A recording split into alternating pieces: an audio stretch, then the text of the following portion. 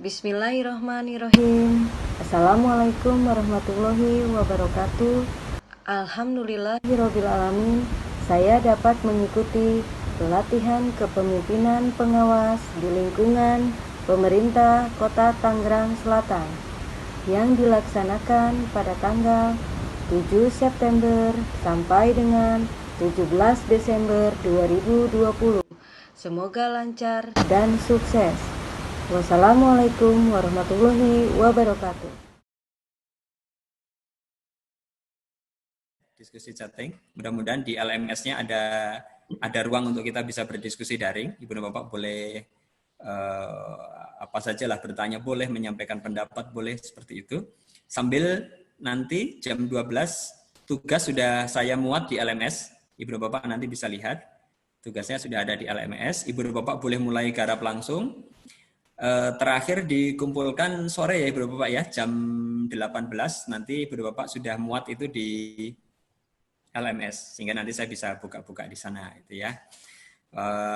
Tugasnya mudah, tidak tidak butuh banyak istilahnya banyak pemikiran lah gitu ya. Saya yakin Ibu Bapak itu sudah saya siapkan sehingga Ibu Bapak pasti semuanya bisa karena menyangkut unit kerjanya masing-masing. Gitu. Baik, ini materi kita Ibu Bapak, etika dan integritas kepemimpinan Pancasila. Materi ini masuk di agenda ke-1 Ibu Bapak. Kalau Ibu Bapak sudah mendapatkan informasi kemarin ya tentang gambaran besar dari pelatihan kita ini masuk di agenda ke-1. Dan agenda ke-1 ini tidak diujikan secara tertulis. Agenda kedua, ketiga, itu nanti akan ada ujian tertulisnya. Tapi untuk yang agenda ke-1 ini, etika dan integritas kepemimpinan Pancasila, dengan bela negara kepemimpinan Pancasila itu tidak diujikan. Jadi penilaiannya akan dari sikap perilaku sebenarnya. Jadi kalau di sini ini dari aspek sikap perilaku. Nah, nanti kita akan sama-sama evaluasi dari penugasan Ibu dan Bapak. Baik, Ibu dan Bapak ya. Seorang pemimpin belum dikatakan memimpin sampai dia meletakkan pelayanan dalam kepemimpinannya. Jadi seorang pemimpin belum dikatakan memimpin sampai dia meletakkan pelayanan dalam kepemimpinannya. Ini yang luar biasa adalah yang mengatakan ini seorang sultan ya. Ibu Bapak mungkin tahu kalau sultan biasanya dilayani atau melayani. Biasanya dilayani ya. Orang untuk menghadap saja sampai jalan jongkok gitu ya. Seperti itu. Tapi Sultan Hamengkubuwono ke-8 tidak seperti itu. Beliau sebagai seorang raja, seorang pemimpin justru mengatakan bahwa belum dikatakan memimpin bila belum melayani rakyatnya. Seperti itu. Nah, apalagi kita semua. Nah, Ibu dan Bapak, ada apa dengan bangsa kita? Ini sebuah pertanyaan yang mungkin banyak terungkap saat ini gitu ya. Ada apa sih dengan bangsa kita ini saat ini? Saya ingin ajak Ibu dan Bapak untuk melihat beberapa tayangan berikut ya. Tolong dicermati dan sama-sama kita lihat apakah ini cukup aktual atau tidak. Korupsi, kolusi, dan nepotisme. Mohon maaf kalau Ibu dan Bapak ini pada waktu tahun 97-98 kira-kira sudah aktif sebagai PNS, sudah seperti apa nih? Mungkin bisa saya tahu sebentar dulu mungkin. Tahun 97-98 itu adalah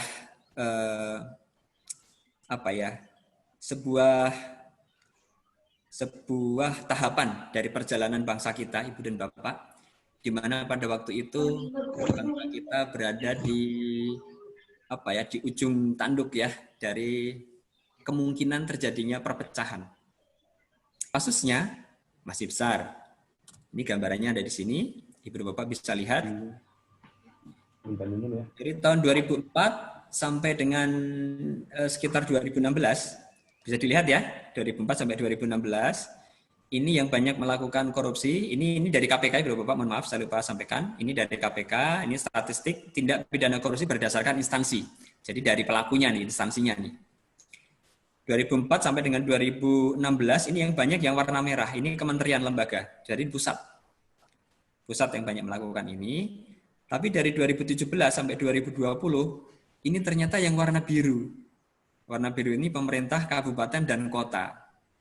Berarti ini kita Ibu dan Bapak ini. Ada di kabupaten kota. Kasusnya 2017 sampai 2020 itu trennya adalah ada di kita. Tinggi. Saya tidak munculkan angkanya. Kalau Ibu dan Bapak ingin lihat angkanya ada berapa, Ibu dan Bapak bisa buka situsnya KPK. Di situ terpampang semua itu ya. Di Indonesia jelas sekali ya. Di Papua setiap kali masuk Desember pasti ada. Karena pada 1 Desember itu adalah hari jadinya nih Papua Merdeka seperti itu ya. Dan orang-orangnya masih ada di sana yang berjuang terus untuk kemerdekaan mereka masih ada, dan kita sebagai bangsa Indonesia juga masih terus berjuang untuk mempertahankan Papua agar tidak lepas dari bumi pertiwi. Terorisme juga masih ada, di Sulawesi masih ada, yang menamakan diri sebagai Republik Maluku Selatan juga masih ada, itu kasus-kasus lama. Yang sementara ini juga banyak didengungkan tapi tidak terlihat juga masih ada, gerakan dari PKI. Nah, ini beberapa pakar meyakini masih ada, beberapa pakar yang lain mengatakan ini sebenarnya sudah sangat sudah sangat ada di bawah permukaan lah seperti itu. Tapi kita tetap perlu mewaspadainya. Potensi disintegrasi masih ada. Mungkin kemarin masih ingat kasus di Jawa Timur, di Surabaya, hanya karena permasalahan demonstrasi, yang kemudian dalam demonstrasi itu ada penyebutan monyet berkembang kasusnya seperti itu ya, jadi dibawa-bawa lagi ke arah sini. Ini perlu kita sikapi juga. Intoleransi masih terjadi juga di Indonesia, khususnya toleransi berkaitan dengan agama. Masih ingat mungkin ini kejadian ini adalah yang di Tanjung Balai di Sumatera. Ya, gara-gara ada ibu-ibu yang protes kepada suara azan, kemudian beritanya terdistorsi di masyarakat, sampai kemudian ada perusakan kepada tempat ibadah kelenteng, seperti itu ya. Dan pada akhirnya apa yang terjadi Ibu dan Bapak? Ya, orang-orang warga masyarakat yang notabene adalah Muslim juga yang membersihkan kelenteng ini, ya, karena penyesalan pasti datang belakangan ya. Seperti itu. Intoleransi masih terjadi. Perlakuan-perlakuan terhadap apa yang kita kenal sekarang itu, kekerasan kepada masyarakat yang lain itu, ya, seperti bullying dan sebagainya itu ya. Pengerusakan lingkungan terjadikah? Ya, terjadi sekali ya. Kebakaran, bukan kebakarannya, pembakaran Ibu dan Bapak. Karena memang lebih mudah ketika mau membuka lahan, dengan lahan itu dibakar itu lebih mudah. Nah, sayangnya itu tidak dipantau dengan baik sehingga kita dibakar, membuat polusi tidak terkendali, bisa membakar lahan-lahan yang tidak dimaksudkan untuk dibuka juga. Polusi terjadi. Memang ini adalah resiko dari bangsa kita yang ingin mengarah kepada industrialisasi. Pasti polusi itu terjadi, tapi seharusnya hal-hal ini bisa dikendalikan. Penambangan liar, penebangan pohon yang tidak terkendali, seperti itu ya. Para penguasa-penguasa hak pengelolaan hutan yang tidak bertanggung jawab. Nah, ini yang terjadi, pengerusakan lingkungan. Nah, ini adalah foto udara kerusakan hutan di Jambi, Ibu dan Bapak. Kalau kita mungkin ingin melihat secara gamblangnya dari bagian-bagian dari sisi lain dari Indonesia gitu ya. Foto udara kerusakan hutan di Jambi. Baik, Ibu dan Bapak, masuk ke etika dan integritas, Ibu dan Bapak, konsepsinya. Ya, etika.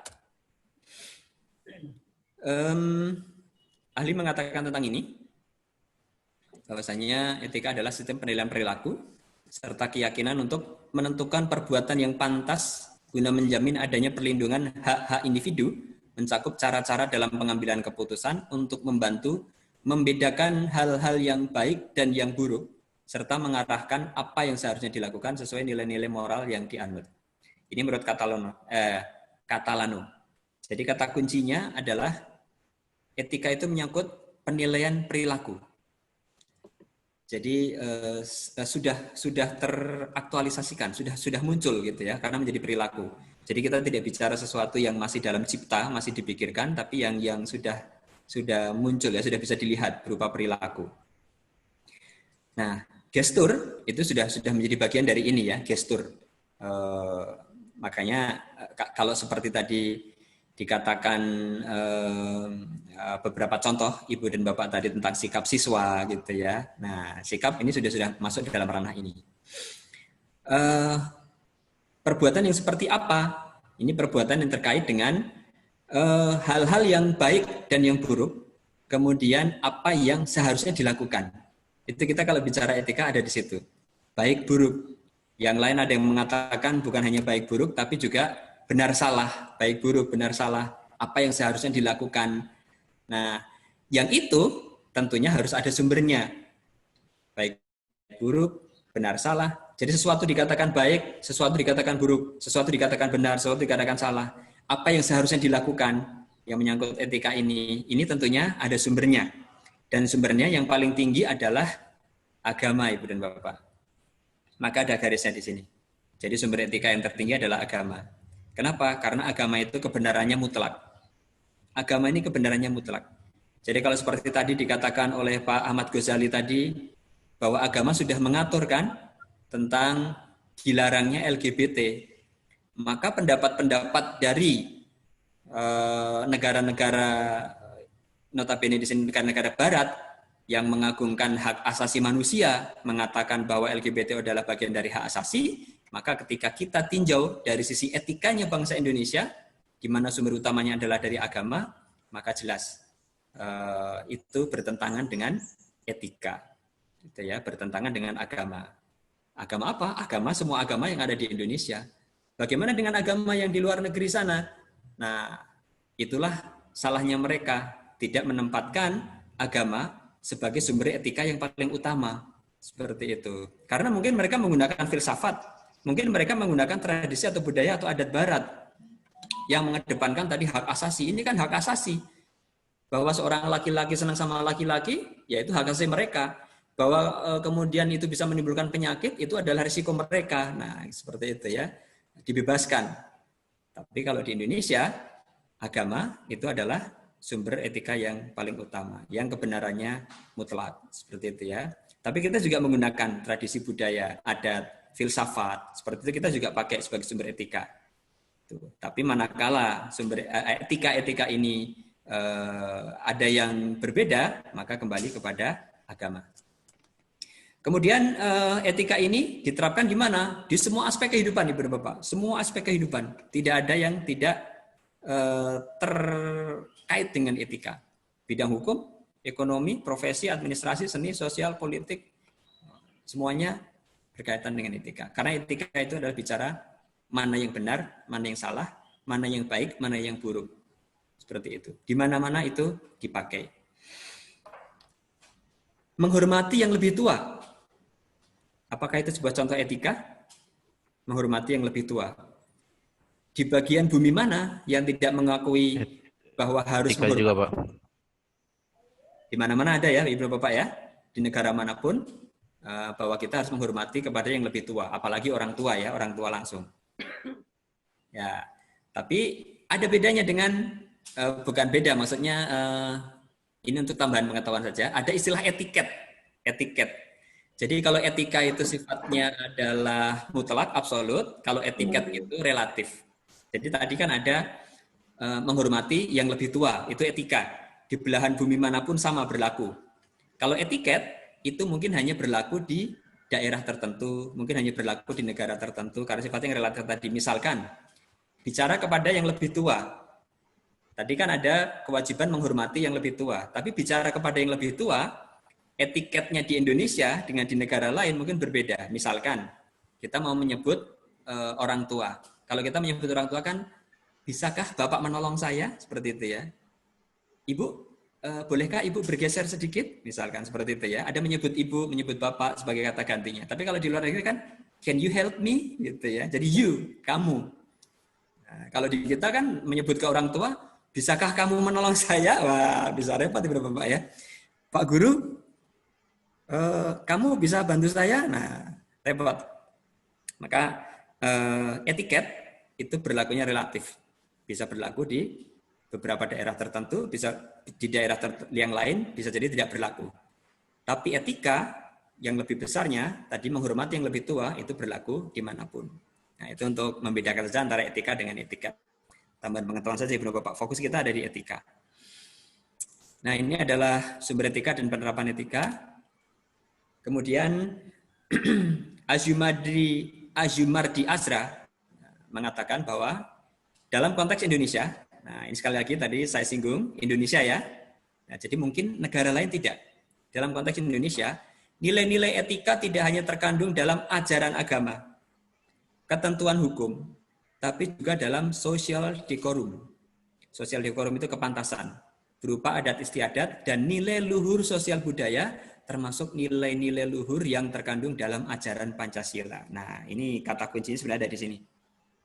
Jadi, etikanya bangsa Indonesia itu tidak hanya tercantum di agama, filsafat, nah, kemudian adat istiadat dan sebagainya, tapi juga nilai-nilai luhur yang sudah dirumuskan oleh para pendiri bangsa kita dulu, yaitu nilai luhur Pancasila. Pancasila ini kan nilai-nilai luhur bangsa kita, Ibu dan Bapak. Sila ke-1 misalkan, ketuhanan yang Maha Esa. Itu kan berasal dari nilai luhur bangsa kita. Dari dulu, bangsa kita sudah nyembah pohon, sudah nyembah batu besar. Itu kan sebenarnya mereka itu hanya karena belum datang agama, tapi mereka mengakui bahwa alam ini ada penguasanya. Ada penguasanya. Ya, jadi jiwa ketuhanannya sebenarnya sudah ada, hanya karena mereka belum dapat hidayah, belum dapat ajaran agama seperti itu ya, maka mereka mencari-cari sendiri.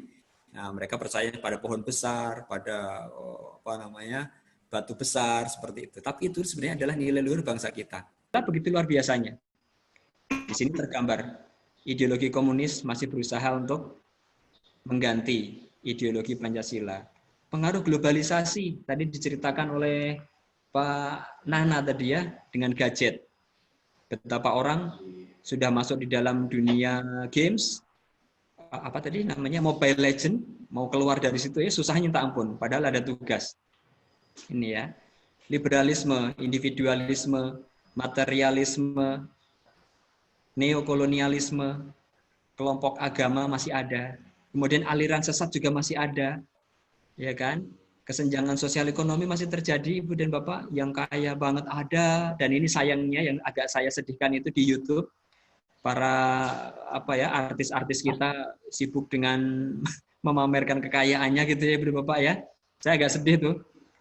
Mungkin saya agak lebih senang seperti Baim ya, dia berbagi seperti itu ya, daripada yang beli mobil, beli apa. Sedih, karena rakyat kita sebagian besar masih ada yang hari ini makan, belum tentu besoknya makan. Radikalisme masih terjadi, terorisme, separatisme, Ibu dan Bapak. Ini ancaman terhadap Pancasila. Ya, semuanya mengancam Pancasila. Bahkan kaitannya dengan komunis. Mulai ada seperti pemikiran-pemikiran tentang apa yang terjadi puluhan tahun yang lalu, yaitu gerakan 30 September PKI. Ada yang mulai memunculkan pemikiran-pemikiran, jangan-jangan PKI ini hanya korban. Gerakan 30 September itu hanya sebuah itu Pak, rekayasa itu apa istilahnya itu? Konspirasi teori. Teori konspirasi dari pemerintahan saat itu yang ingin mengambil kekuasaan. Nah, ini berbahaya sekali, Bapak, berbahaya sekali. Karena apa? Karena ini sebuah sejarah. Kalau kita sudah tidak percaya dengan sejarah yang terjadi pada masa lalu, maka generasi kita akan bingung. Terus yang mana yang harus saya ikuti gitu ya. Nah, kita harus yakini ini. Kita harus tetap yakini, apalagi kita ASN, maka kita ikuti apa yang sudah diajarkan oleh para pendahulu kita, para pemimpin bangsa kita, kecuali nanti memang betul-betul ketemu ada bukti-bukti sejarah baru yang itu juga diakui seperti itu ya, barulah itu bisa mungkin ada sejarah yang berubah. Tapi selama masa itu tidak ada, kita harus yakin pada sejarah bangsa kita yang sudah ada saat ini. Jangan sampai hal-hal ini membuat kita menjadi gamang kepada bangsa kita sendiri. Jangan-jangan komunis ini benar ya, bahaya.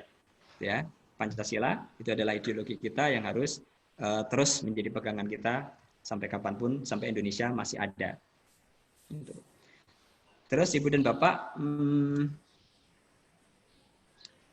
kaitannya dengan etika kehidupan berbangsa, etika dan integritas kehidupan berbangsa. Ini saya sekarang akan coba ungkap yang terjadi tahun 97-98 yang lalu ya Bapak ya. Pemerintahan Pak Harto itu kan sampai 32 tahun. Dalam 32 tahun itu sudah banyak sekali kemajuan yang diraih oleh Indonesia. Kita sempat berdaya dalam pangan, Ibu dan Bapak. Bukan lagi tidak impor, bahkan kita mampu mengekspor. Pembangunan di mana-mana, ya seperti itu ya.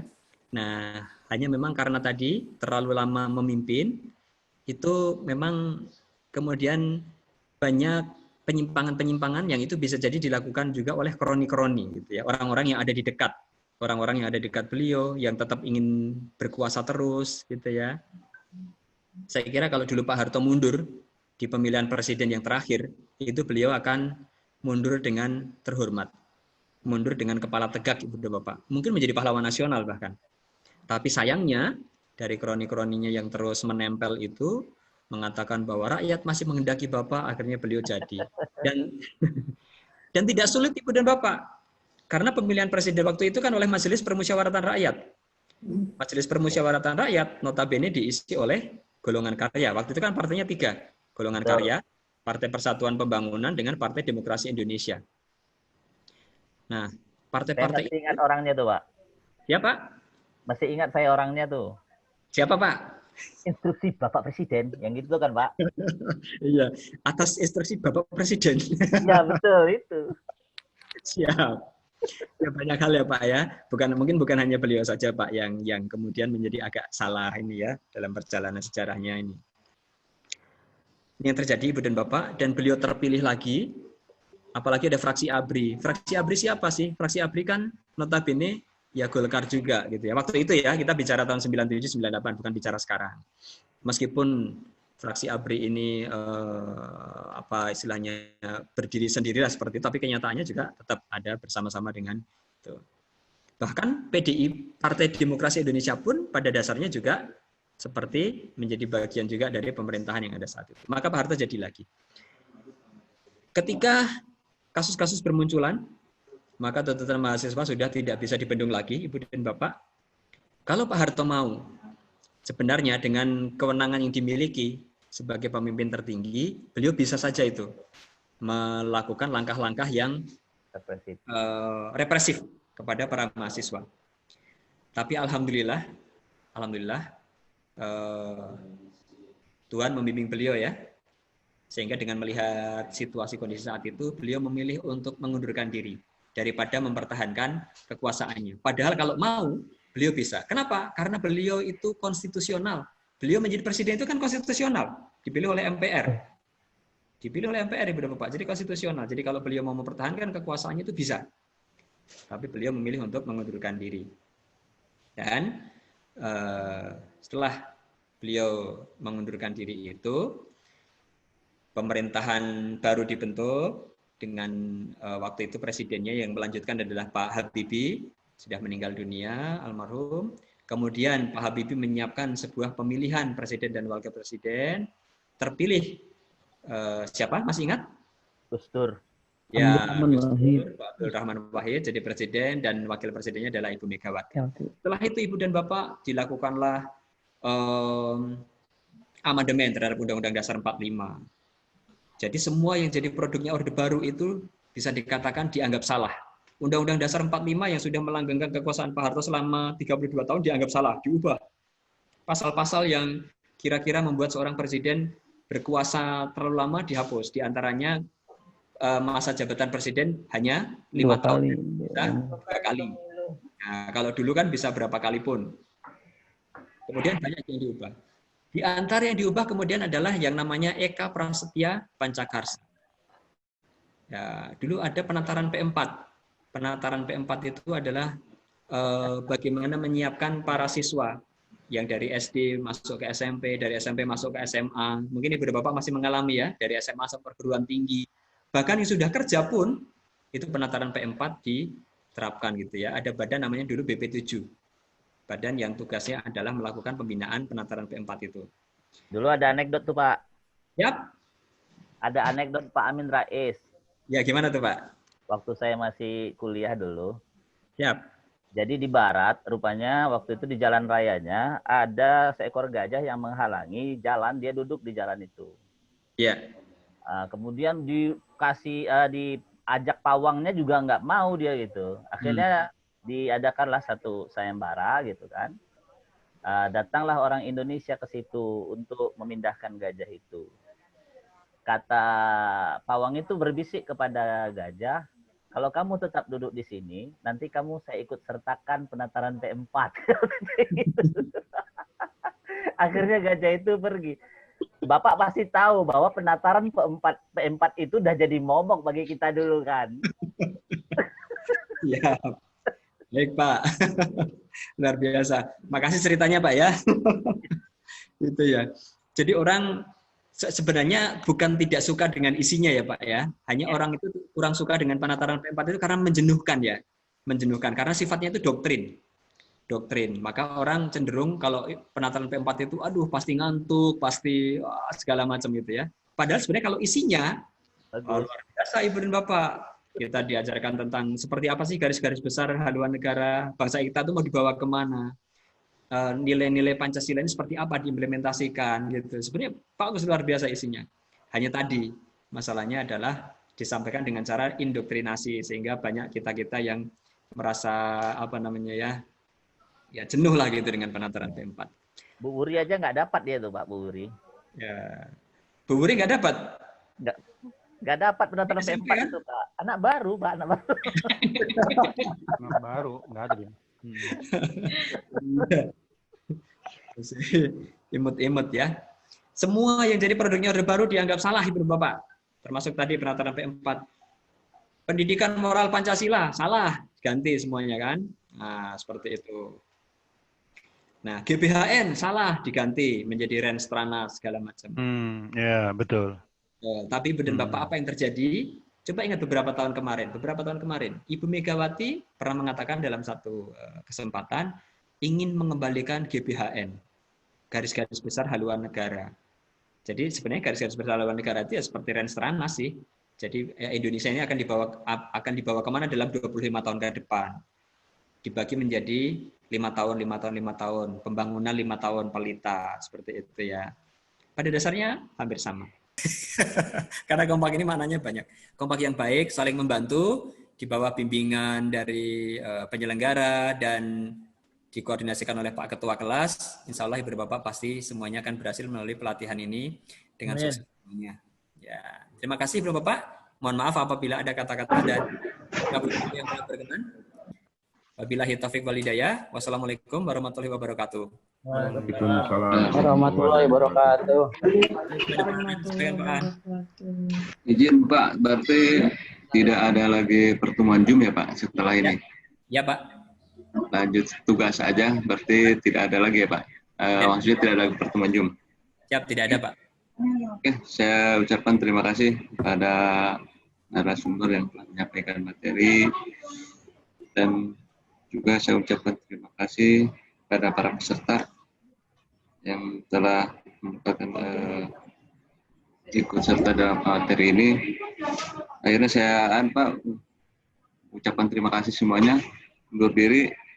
Mungkin nanti kita bertemu lagi dalam materi berikutnya Pak. Terima kasih ya Pak. Hasilnya utama menjadi sebuah inovasi, karena inovasi itu sekalian bersumber dari kreativitas. Ya. Baik, ini yang kemarin. Jadi ini jangan lupa untuk yang kemarin ya. Yang hari ini kita akan bahas, saya mulai karena ngomong inovasi itu mulai kuat semenjak Pak Gemawan Fauji tahun 2012 sebagai Mendagri. Dulu namanya Mendagri ya. Inovasi adalah kata kunci keberhasilan. Inovasi tidak hanya berlaku bagi sektor swasta atau individu, tetapi juga bagi pemerintahan.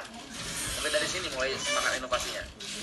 Jadi kalau mau lomba inovasi itu untuk pemerintahan sangat luar biasa. Pemerintahan baik negara maupun daerah akan selalu menghadapi persaingan global ataupun persaingan antar daerah.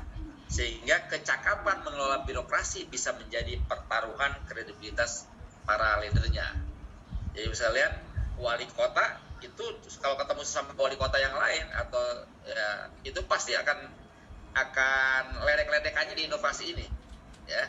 Bu Airin apalagi kalau nggak salah pernah jadi ketua asosiasi wali kota Indonesia ya? Iya Pak. Betul nggak? Masih Pak, masih. Masih sekarang ya? Masih ketua Masih sama sekarang. Oleh karena itu inovasi pasti yang akan dipamerkannya, ya. Bagaimana di pemerintahannya itu terjadi. Oleh karena itu aparatur siapapun pilihannya sebelum terjadi wali kotanya itu kita harus ikut. Karena kenapa? Karena aparatur itu posisi yang rendah itu kita harus perhatikan. Strateginya ada 3, ini dari modul, ya. Proses untuk menentukan arah yang harus dituju oleh organisasi supaya dapat mencapai segala misinya. Lalu inovasi, proses memikirkan dan mengimplementasikan suatu gagasan yang memiliki unsur kebaruan serta kemanfaatan, ya. Lalu yang ketiga adalah GESI, Gender Equality and Social Inclusion, memberikan perhatian khusus pada kesetaraan gender dan pelibatan kelompok marginal termasuk penyandang disabilitas. Jadi kalau kita bermusyawarah, kalau kita mau nanyain orang, jangan sampai yang bunyi, yang keluar aspirasinya, yang pinter-pinter doang. Yang bodoh, yang miskin pun harus diperhatikan aspirasinya, ya.